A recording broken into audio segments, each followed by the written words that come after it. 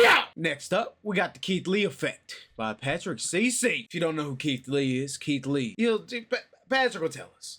But Keith Lee to go. He went from knocking dudes out to knocking restaurants out the game if you got some garbage food. Imagine you own a restaurant, and the difference between having a line of hungry customers out the door every day or your establishment looking like a ghost town is based on the experience of one man. That one man is not a professional food critic nor a culinary expert, but millions of people around the country treat his word like gospel. That is the Keith Lee effect. Keith Lee is either Batman or Joker when it comes to restaurant owners. But once you hear his story, you will understand why he has such a cult-like following. It's much deeper than a guy who has decent taste buds. Keith Lee is a man who failed at the one thing he was actually good at. Then at his darkest moment, he refused to give up and created a meteoric influence in an industry he had no business being in. Keith described himself as a very small child who felt the need to display his dominance to overcompensate for his short stature. His bad behavior led to him getting expelled from every school in the Detroit, Michigan area before attending a charter school as a last resort, where he barely managed to graduate the 8th grade. So by the time I got to high school, I was a weed head, smoking every day. I'm talking about bad,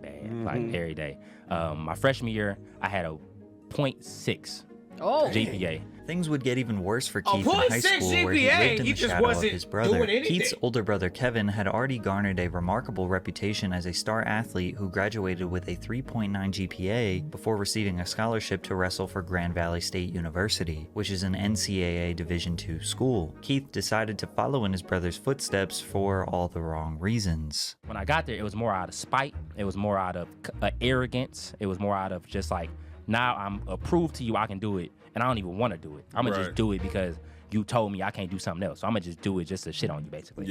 He utilized all his pent-up aggression and transferred it out on the wrestling mat, where he showed a genuine talent for the sport and squashed his competition. But he was a stubborn, disobedient child who didn't focus on his grades, didn't stay disciplined, and quit the team. Then his father got arrested and imprisoned following a heated altercation with some people in his neighborhood. His father's inability to provide for his family meant Keith, his mother, and younger brother were forced to move into an abandoned home, where Keith started to question his religious faith and overall perspective on life. At his lowest moment, the only way he could go was up. He stopped smoking, stopped hanging out with bad influences, and got back into wrestling. Fast forward to his senior year, Keith averaged a 3.6 GPA and was preparing to wrestle at the Michigan High School State Championships, which hadn't been achieved by a student at Southfield High School since the 90s. He received a partial scholarship to wrestle for Indiana Tech, but made a critical error. He never actually enrolled in the school. He showed up at Indiana Tech. I saw this on TikTok. This is with the wrestling coach, attended random classes, and got fully immersed into the college life. He was expecting a dorm room since he thought he had a scholarship, but when he showed up to the admissions office, they were confused. They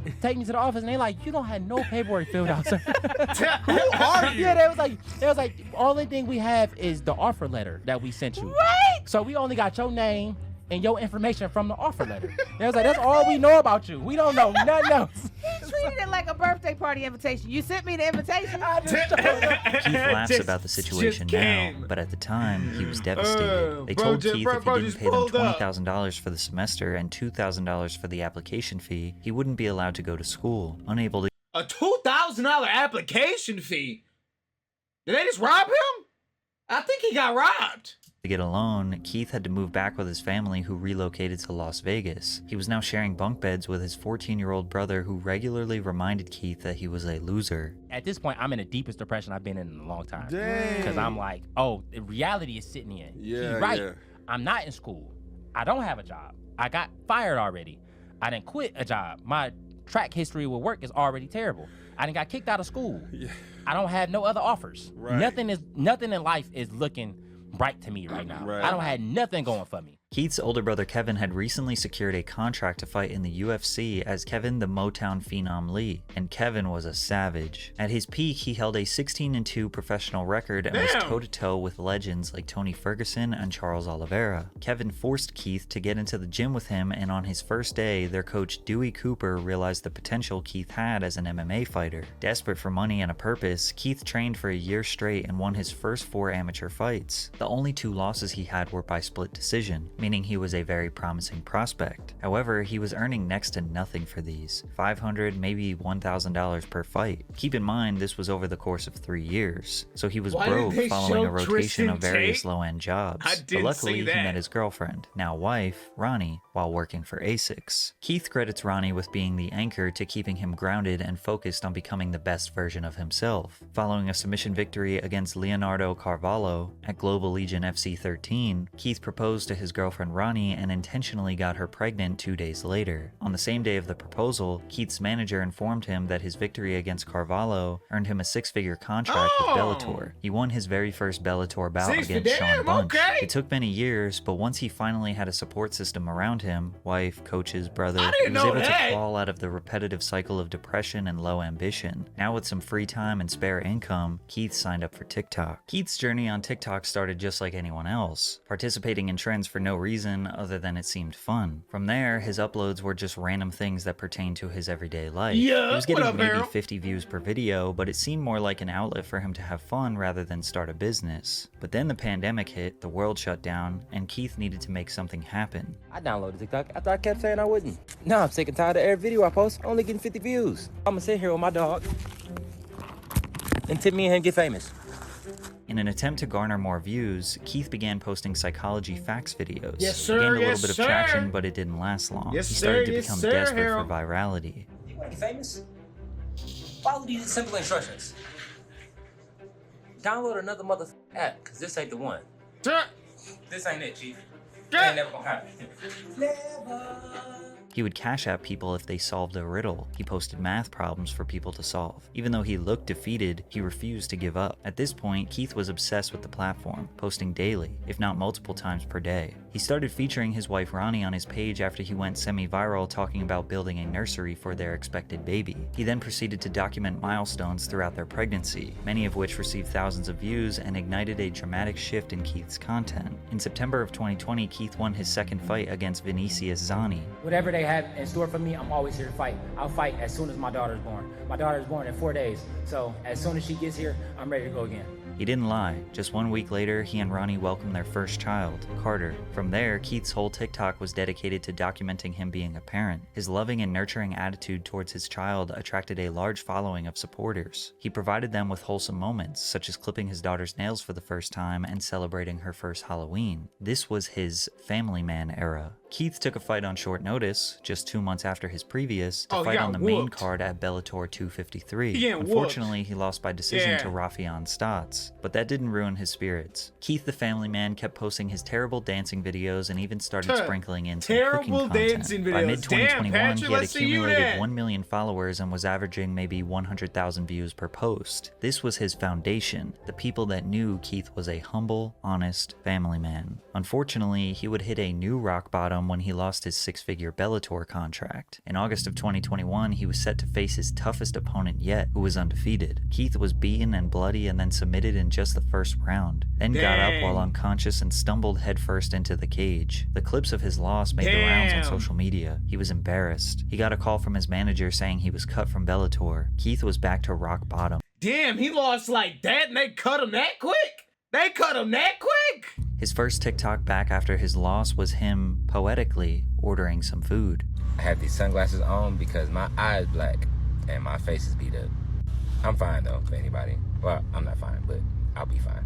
He had 1 million followers, but he was only making around $400 per month on TikTok. His fight career was looking grim, and TikTok didn't seem realistic. Then he got a call from the owner of Harold's Chicken just a couple days after his loss. They asked him to do a review of their establishment. At the time, he didn't know it, but Keith just discovered his next big venture. All right, Harold's Chicken in Las Vegas. They didn't have no mac and cheese, but it's okay. Overall, I get the food up 9 out of 10. Without question.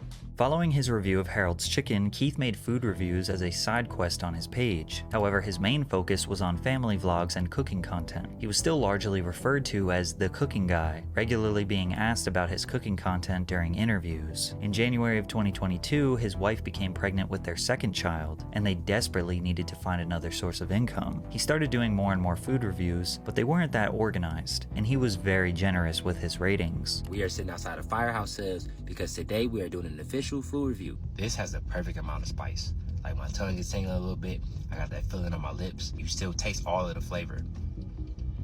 10 out of 10. Keith says he leaned on his faith and prayed something good would come from this TikTok thing, and it did. In June of 2022, he signed a brand deal with Wingstop worth 6 figures, the same amount he had lost from the Bellator contract. What? He successfully was making a career on TikTok, but it was about to get a whole lot better. His food reviews slowly started to become his main content because his brutal honesty was very entertaining. Altogether, this food was $50, and the customer service was terrible. The lady at the front where I was picking up was really rude, like extremely rude. I had to call back and get her name. I think she lied because she answered the phone like I didn't recognize her voice and said, hold on, let me go get the girl. You the girl. Then in October, the popular YouTube channel People vs. Food approached him to collaborate on their channel, and he accepted. This channel has over 12 million YouTube subscribers, and he knew the exposure would help his TikTok career immensely. By the way, double check if you're subscribed to my channel. I asked my wife what I should post on my page to make people not only come and watch, but actually follow, and we decided to post one full review every day. The first got like 11 million views. From there, Keith's entire content shifted to strictly food reviews. He has only been doing it full-time for 1 year at this point, but he never could have predicted what was about to happen next. While most high-profile food critics only pay attention to high-end restaurants that are too expensive for most, Keith shifted that focus onto affordable, small, family-owned restaurants that were easily accessible to the public, or fast food / popular affordable food chains. He even went out of his way to give a chance to establishments that were struggling financially. However, Keith doesn't consider himself a food critic. His reviews feel and look like one of your friends giving you a casual breakdown. A typical review would be him ordering 3 or 4 different items on the menu, like a family of 4 would, then tasting every single item and rating it from 1 to 10. He often throws in other notes like their customer service or additional information that is relevant to the experience. I got it. Let's try it and rate it 1 through 10. I spent $23.84 on 3 bao buns and a drink. But bro, that's what they look like. Customer service. Bruh, now he about to make me hungry. Now it's about to make me hungry, dog. Delightful. It was a very short interaction, but the guy who worked at the front was really nice. And the actual building itself, very aesthetically pleasing. It made me want to eat. Wait a minute, bro. Personally, it was lacking spice, so the add of the salsa took the tacos itself from a 9 to a 9.7.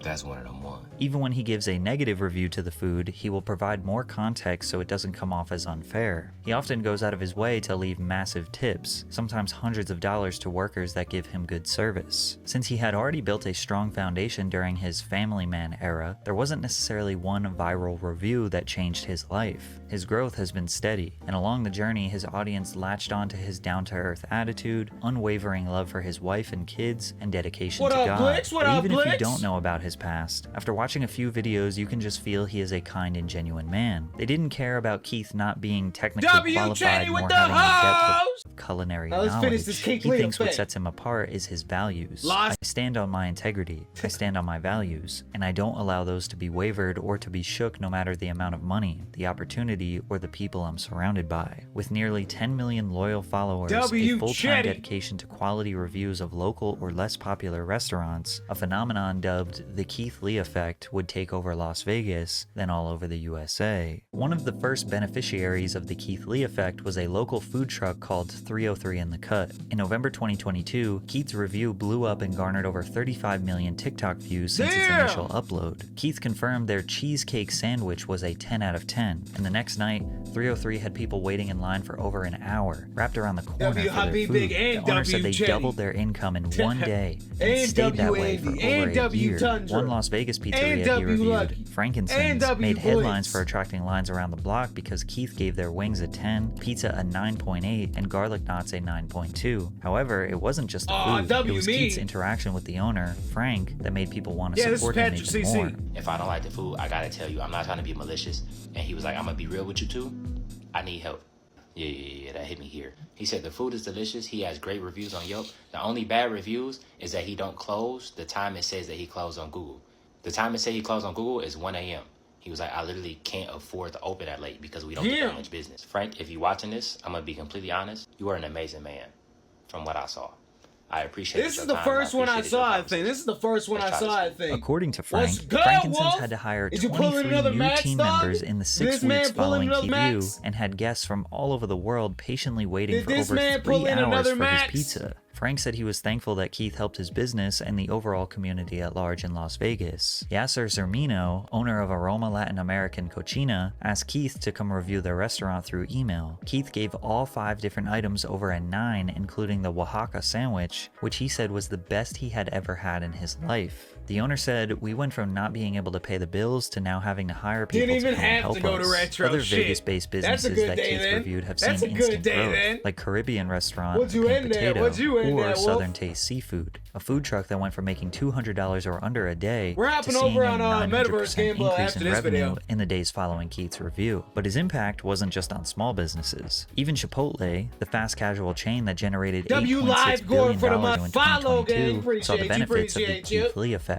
In early 2023, a reviewer named Alexis Frost posted a review of a menu hack. An order of a steak quesadilla with extra cheese and fajita veggies that fans say tastes like a Philly cheesesteak. Keith reviewed it and gave it a 9.8. Then chaos ensued.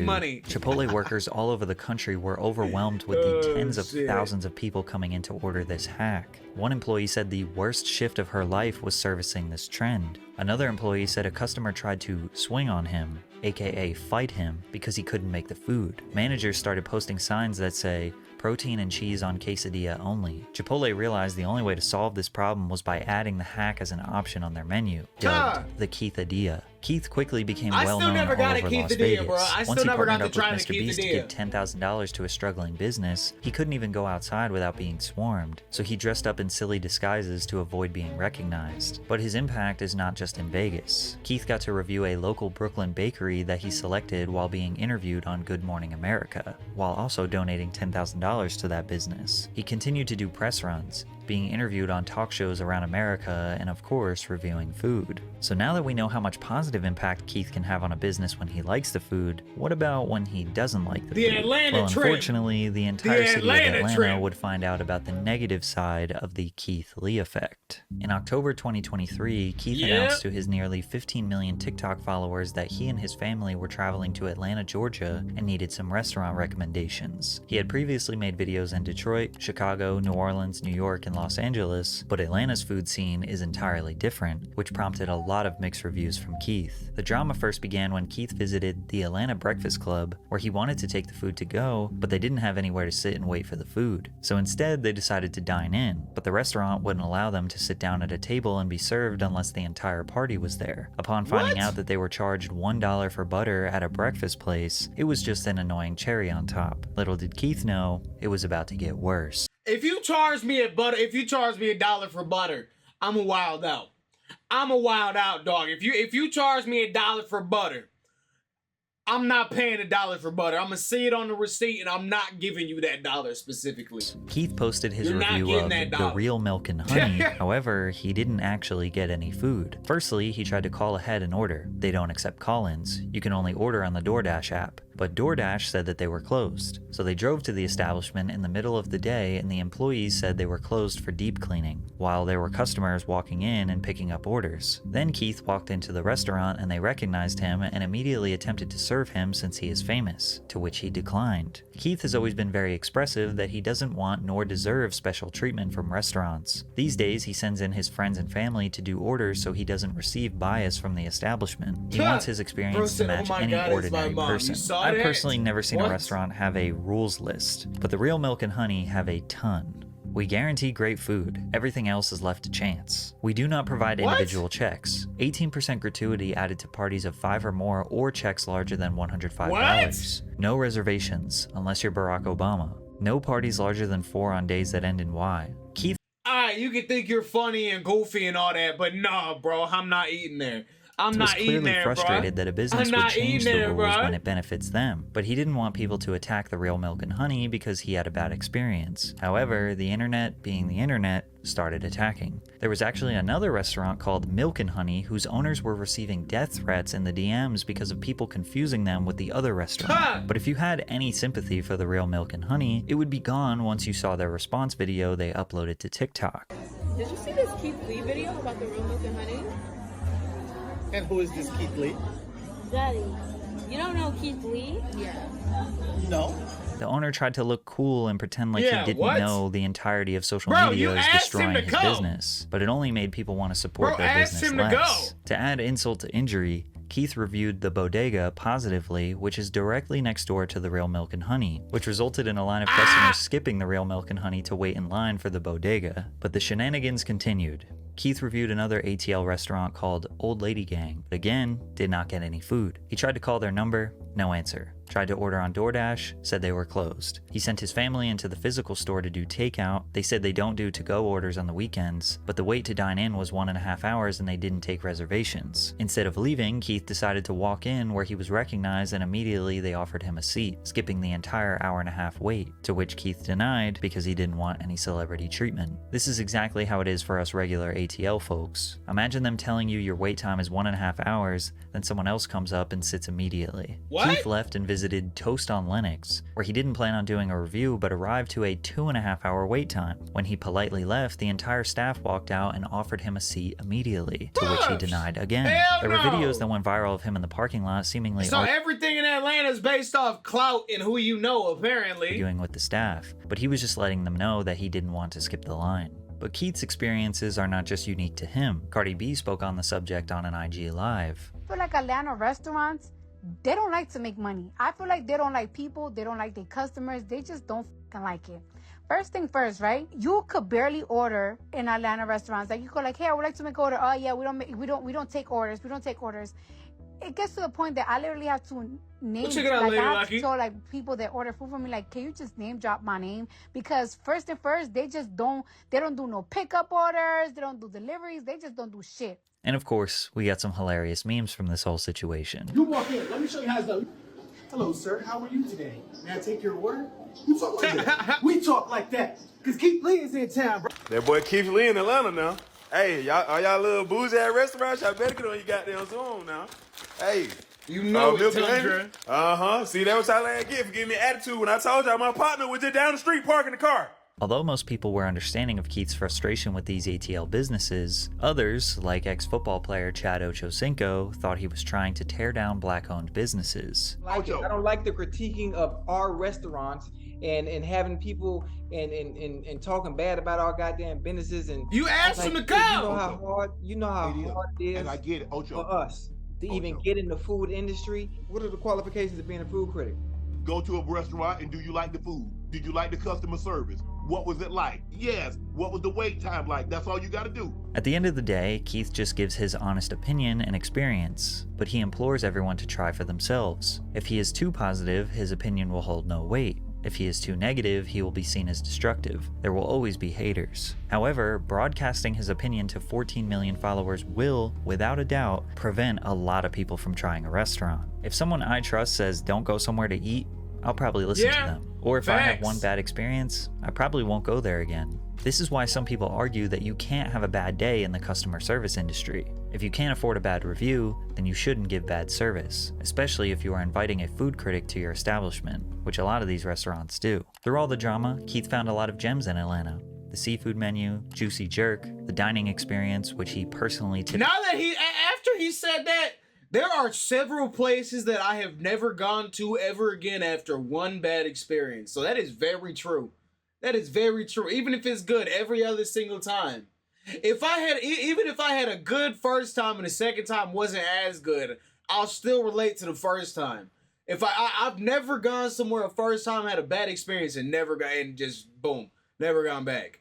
But there has been some places where I've gone before and in this one bad time I just never gone back. The owner $2,000, and Jamaican Jerk Biz, where the owner broke into tears when he walked in. He asked the owner what her sales were for the day, which was $2,600, and he paid her $3,000 for his meal. However, Keith just announced that he's on his way to Houston to do a food tour, and restaurant owners are trembling. In just 10 months of fame, Keith has helped hundreds of businesses, raised tens of thousands of dollars for charity, and continues to spread love and positivity during a time where we need it the most. Maybe from here he will start a food review show, or a cooking show, or maybe an app for restaurants all around the country that he recommends. As long as he remains the positive and wholesome man social media knows and loves, they will support whatever endeavor he chooses. Finally, the internet made the right person famous. Well.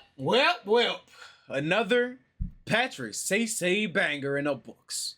And that's the Keith Lee effect. That right there is Keith Lee effect. Well, let me know what y'all thought about it.